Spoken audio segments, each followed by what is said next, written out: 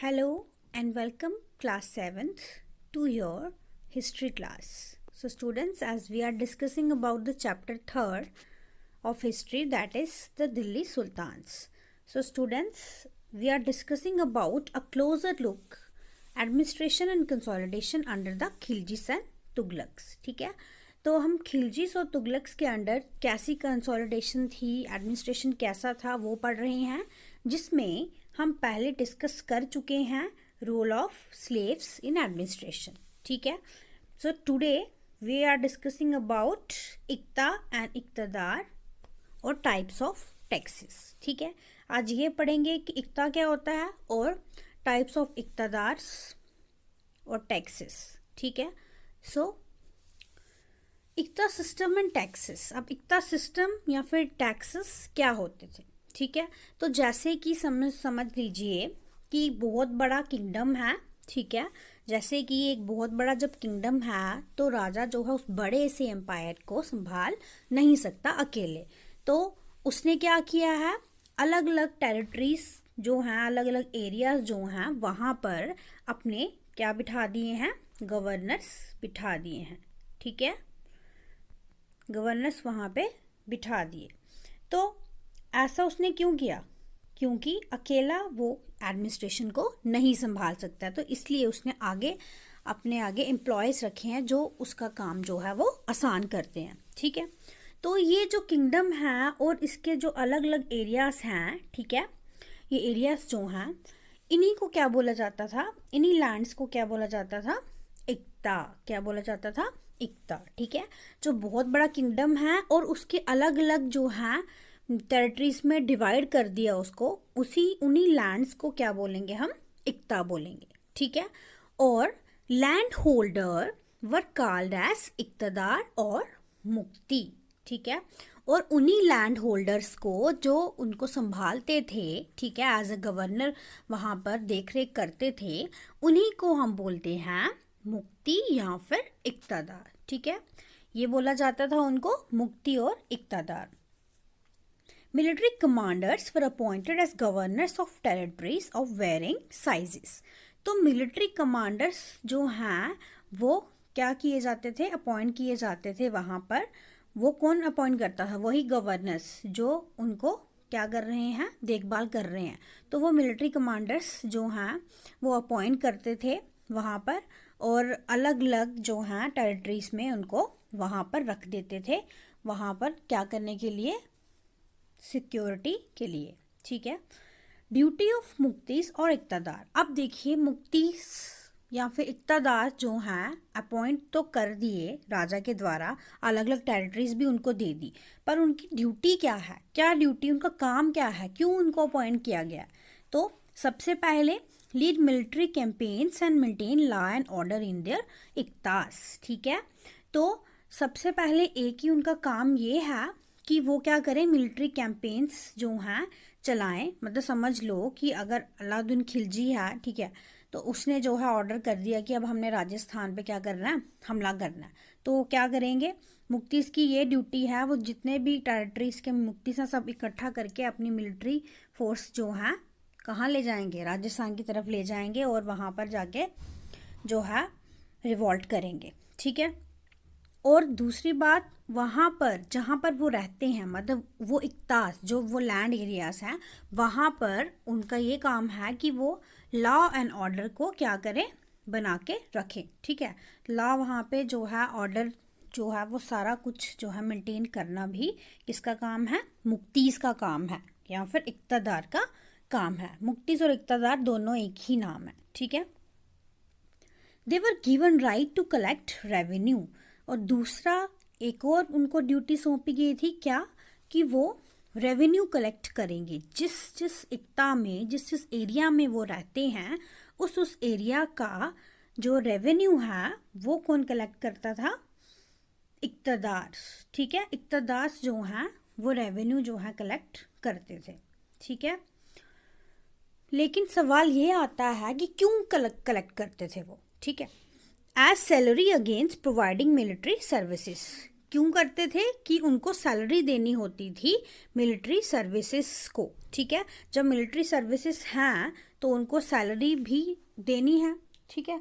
तो इसीलिए वो वहाँ पर जितना भी टैक्स जो है वसूल करते थे उसमें से राजा उनको बोलता था कि आपका काम है कि वहाँ से टैक्स कलेक्ट कर लीजिए, ठीक है, और उसके बाद उसका कुछ पार्ट जो है वो सोल्जर्स को दे दीजिएगा एज देयर सैलरी, और कुछ जो है वो क्या कर सकते हैं, वो अपनी सैलरी के लिए भी रख सकते हैं, ठीक है।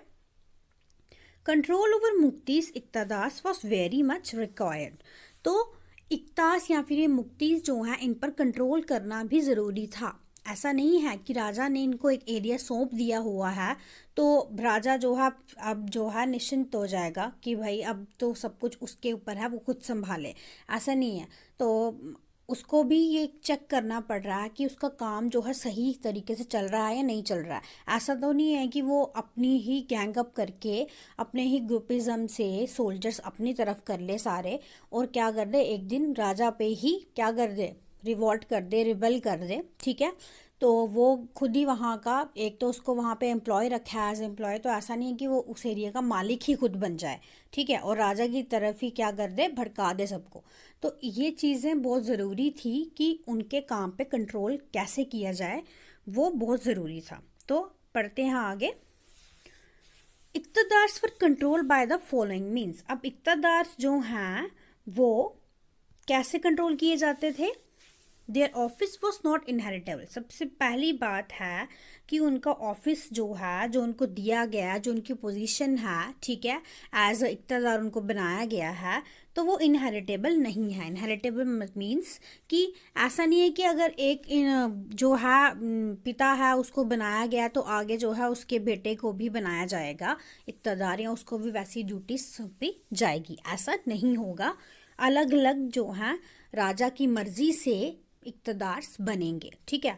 तो इनहेरिटेबल नहीं था तो कोई किसी का भी राज वहाँ पर नहीं चल सकता था। जो राजा चाहेगा वही होगा, ठीक है, जो सुल्तान ने बोल दिया वो होगा।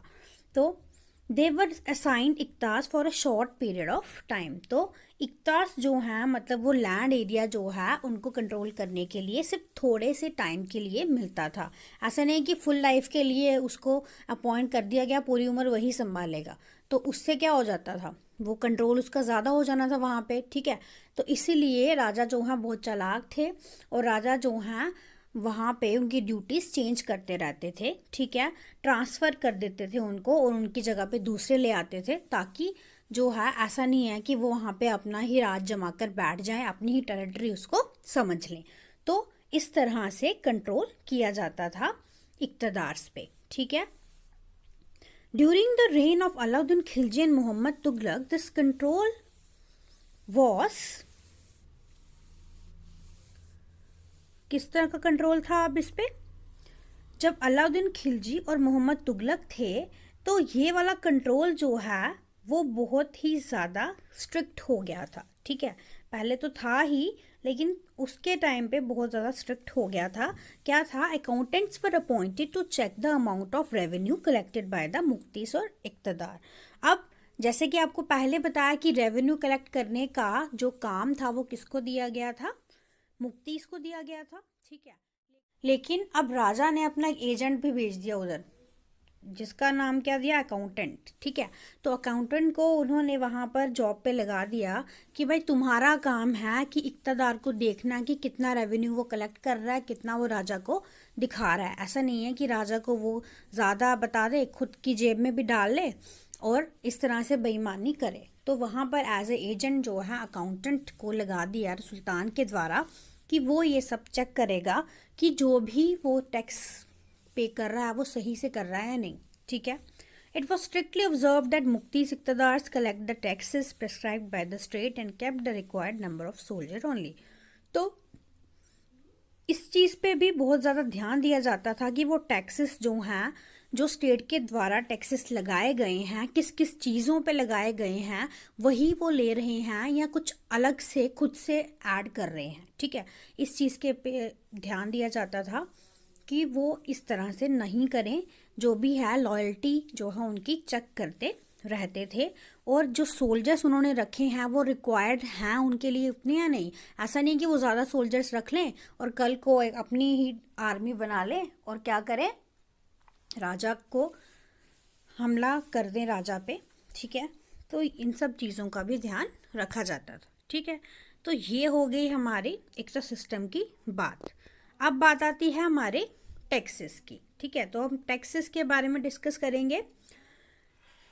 Delhi sultans control the hinterland. आपको बताया था कि दिल्ली सुल्तान्स ने अपना एम्पायर कैसे बनाया ज़्यादा, तो उन्होंने अपने जो हैं एरियाज़ के एडजेसेंट, मतलब कि जो हिंटरलैंड्स हैं, ठीक है, वो अपने कब्जे में कर लिए, ठीक है। जैसे कि मान लीजिए ये आपका जो है यहाँ पर गैरिजन टाउन है, यहाँ पर गैरिजन टाउन है, ठीक है, यहाँ पर गैरिजन टाउन है, ठीक है, ये गैरिजन टाउन्स हैं।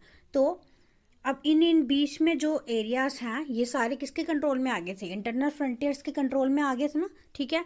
तो ये जो कंट्रोल जो है, अब ऐसा नहीं है कि ये जो जगहें हैं यहाँ पर जो है, यहाँ पर कोई नहीं होगा रूल करने वाला, ठीक है। कोई तो होगा जिसको जो है राजा ने हरा कर उस एरिया पे कंट्रोल किया होगा, ठीक है। तो उन एरियाज में पहले कौन कंट्रोल करता था? रूलर्स करते थे, ठीक है। लोकल रूलर्स, वहाँ के जो लोकल रूलर्स होते थे, ठीक है, वो कंट्रोल किया करते थे। तो उनको जो है क्या बोला जाता था?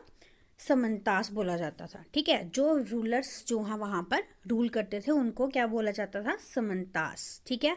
या फिर वहाँ के जो रिच लैंडलॉर्ड्स होते थे, ज़मींदार होते थे बड़े बड़े, जिनके पास बहुत ज़्यादा ज़मीन होती थी, उनके अपने अपने कंट्रोल होते थे, ठीक है। तो अब जो है जब राजा ने ये हिंटरलैंड पे कंट्रोल कर लिया, तो इसका मतलब ये है कि जो पहले का वहाँ पे राज करता था वो जो है किसके कंट्रोल में आ गया? राजा के कंट्रोल में आ गया। और राजा ने उसको सीधा सीधा बोल दिया, भाई अब तुम्हारा जो है, अब तुम हार चुके हो और तुम्हारा जितना भी अथॉरिटी जो है वो सारी हमारे हाथ आ गई है, तुम्हारी लैंड हमारी है, सब कुछ तुम्हारा एरिया हमारा है, तो अब तुम्हें भी हमारे अंडर रहना पड़ेगा, तुम्हें हमारी जो है देख रेख करनी पड़ेगी, हमारी अथॉरिटी को मानना पड़ेगा कि अब तुम नहीं हो, अब हम हैं, ठीक है। अब यहाँ के जगह के राजा जो हैं हम हैं, तुम नहीं हो, ठीक है। तो तुम हार चुके हो। जैसे कि एग्जांपल लेते हैं, अलाउद्दीन खिलजी ने जब जो है हिंटरलैंड्स पे कब्जा करना शुरू किया, तो उसने सबसे पहले जो है वहाँ पे जो लैंड रेवेन्यू कलेक्ट करने का जो बेड़ा था वो खुद उठा लिया। तो उसने कहा कि मैं लैंड रेवेन्यू जो है खुद कलेक्ट करवाऊंगा, वो सारा मेरे हिस्से आएगा, क्योंकि अब जो है तुम लोग हार चुके हो मुझसे, ठीक है। तो वहाँ के जो लोकल चिफ्टियंस से, ठीक है, जो वहाँ पर पहले लैंड रेवेन्यू कलेक्ट करते थे, उनका जो है अथॉरिटी क्या कर दी गई? कैंसिल कर दी गई। ऑब्वियसली जब राजा जो है एक दूसरे रूलर को हरा कर वहाँ पे कब्जा कर चुका है, तो वहाँ पे वो उसको थोड़ी ना रहने देगा, उसका काम थोड़ी ना करने देगा उसको। तो अब वो है, उसने क्या किया? took the rights to collect land revenue under his control, whereby the right of local chieftains were cancelled. तो local chieftains के सारे rights जो हैं वो cancel कर दिए गए, ठीक है। और राजा ने सब कुछ अपने कंट्रोल में ले लिया।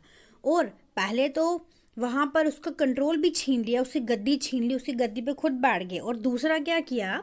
दे वर ऑल्सो फोर्स टू पे टैक्सेस। अब उनको बोला कि भाई एक तो तुम्हारा टेरिटरी हमारे अंडर आ गई है, तुम्हारी कुर्सी अब हमारी है, ठीक है, तुम्हारा सिंहासन हमारा है, और अब तो दूसरा काम तुम भी ये करोगे, तुम भी लोकल लोगों की तरह, पब्लिक की तरह तुम भी क्या दोगे? टैक्स दोगे, जिस तरह से बाकी के टैक्स देते हैं, ठीक है।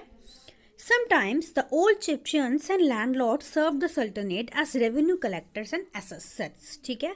और कुछ वक्त के लिए क्या होता था, वहाँ राजा जो है वो सुल्तान जो है वो क्या करता था, वहाँ के जो लोकल चिफ्टियंस हैं उनको बोलता था कि चलो अब तुम हमारे एम्प्लॉय हो, अब तुम यहाँ के रूलर नहीं हो, तुम हमारे एम्प्लॉय हो, तो तुम्हारा काम है कि यहाँ के जो रेवेन्यू है वो तुम कलेक्ट करके लाओगे, पूरा एक्सेस करोगे, कहाँ से कहाँ तक जो है रेवेन्यू आता है, कितना आता है, सारा देख रेख तुम करोगे, लेकिन सिर्फ लोगे, बाकी जो कलेक्ट करके किसको दोगे? हमें दोगे, क्योंकि हम रूलर्स हैं, आप रूलर्स नहीं हो। तो अब एज समझ लीजिए कि उनको एज ए एम्प्लॉय जो है वहाँ पर काम करना पड़ रहा था, ठीक है। Then there were 3 types of taxes. अब उस टाइम पे खिलजी तुगलक के पीरियड में 3 टाइप्स के टैक्सेस होते थे। कौन कौन से होते थे? पहला जो है कल्टीवेशन पे होता था, मतलब कि जो भी वहाँ पे एग्रीकल्चर हुआ उस पे जो है टैक्स लगा दिया गया, और उस टैक्स का क्या नाम था? खराज, ठीक है। क्या नाम दिया था उसको? खराज। जो कल्टीवेशन पे टैक्स दिया जाता था उसको हम क्या बोलते थे? खराज बोलते थे। ठीक है, तो उस पर क्या होता था, उसका क्या हिसाब था? Amount to 50% of the peasants produce. ठीक है, जो 50% जो है वहाँ पे किसान जो है वो उगाते थे, ठीक है, एग्रीकल्चर करते थे। समझ लो कि उन्होंने जो है 100 बोरी अनाज जो है निकाला, ठीक है, 100 बोरी गेहूं जो है उन्होंने वहाँ पे कल्टीवेट किया, तो उसका 50% कितना हुआ? 50। ठीक है, तो 50 जो है 50 बोरियां जो हैं उनको वो राजा के कंट्रोल में आ जाती थी। मतलब 50% अपने काम का हिस्सा रेवेन्यू के तौर पे राजा जो है वो ले लेता था। ठीक है, तो ये याद रखना है आपने कि कल्टीवेशन पे जो टैक्स लगाया गया उसका नाम क्या था? खराज था। ठीक है, एक और टैक्स था ऑन कैटल। ठीक है, मतलब जो पशु रखे हैं, जानवर रखे हैं, गायें रखी हैं, बकरी रखी है, भेड़ रखी है, उन सब के लिए भी टैक्स वसूल करते थे राजा। जितने ज़्यादा कैटल हैं उतने ज़्यादा रेवेन्यू कलेक्ट होगा। और हाउसेस जितने बड़े बड़े, जिसके जितने आलीशान जो घर होंगे, उन्हीं से उतना ज़्यादा टैक्स जो है वो पेमेंट ले लेंगे। ठीक है, तो ये था हमारा इक्ता और इक्तादार। ये हमने पढ़ा इक्ता क्या होते हैं, इक्तादार्स क्या होते हैं, मुक्तीस क्या होते हैं, और टैक्सेस किस तरह के लगाए गए। ठीक है, ये जो है इस लेक्चर में था। ठीक है, सो नेक्स्ट लेक्चर में हम पढ़ेंगे लोकल चिफ्टियंस के बारे में। ठीक है, so thank you very much students.